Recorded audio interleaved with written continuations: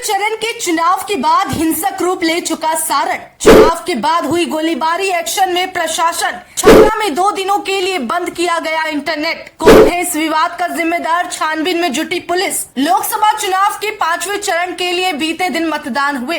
इसी बीच बिहार के छपरा से बहुत बड़ी खबर सामने आ गई। चुनावी रंजिश के दौरान फायरिंग हुई, जिसमें एक व्यक्ति की मौत जबकि कई लोग गंभीर रूप से घायल हुए, जिन्हें फौरन पटना रेफर कर दिया गया।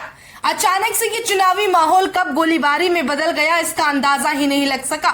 दरअसल उस हिंसा और विवाद का प्रभाव इतना पड़ा कि दोनों पक्षों में तनाव बढ़ा और शहर में 2 दिन के लिए इंटरनेट सेवा बंद कर दी गई।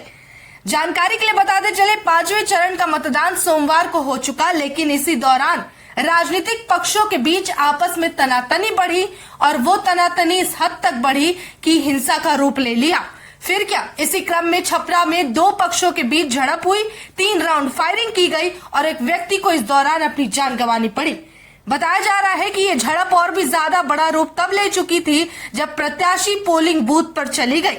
बता दें, सोमवार को 5वें चरण के मतदान के दौरान मतदान केंद्र संख्या 318 पर राजद की प्रत्याशी रोहिणी आचार्य पहुंची और तब ये विवाद हुआ है। बताया ये भी गया कि देर रात पुलिस ने विवाद को खत्म कर दिया, लेकिन जैसे ही सुबह हुई फिर से दोनों पक्ष आपस में भिड़ गए। एक पक्ष द्वारा फायरिंग की गई, जिसमें एक बड़ा तेलपा निवासी चंदन राय की मौत हुई। इस इलाके में ज्यादातर जातिगत तनाव देखा गया है। मामले की जांच फिलहाल जारी है। वहीं एडिशनल एसपी राजकिशोर ने बताया कि पुलिस मौके पर कैंपेनिंग कर रही है।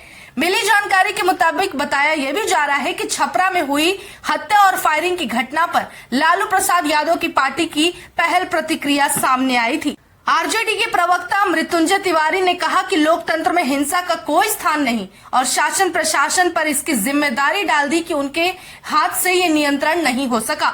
सोमवार की बात है जब भिखारी ठाकुर चौक स्थित बूथ संख्या 118-19 पर रोहिणी आचार्य बार बार पहुंच रही थी, जिसके बाद राजद और भाजपा समर्थकों में जमकर झड़प हुई, पथराव शुरू हुआ। इसके बाद गोलीबारी हुई। दूसरी तरफ राजद प्रत्याशी रोहिणी आचार्य का कहना है कि बूथ के अंदर गई तो भाजपा कार्यकर्ता ने उन पर लाठी और कुर्सी से हमला करने की कोशिश की। सीधे तौर पर रोहिणी आचार्य ने बीजेपी को जिम्मेदार बता दिया। वहीं इस घटना के बाद अगले दिन यानी मंगलवार की सुबह स्थिति जब तनावपूर्ण हो गई तो सुबह कुछ लोग भिखारी ठाकुर चौक पर चाय की दुकान पर चाय पी रहे थे।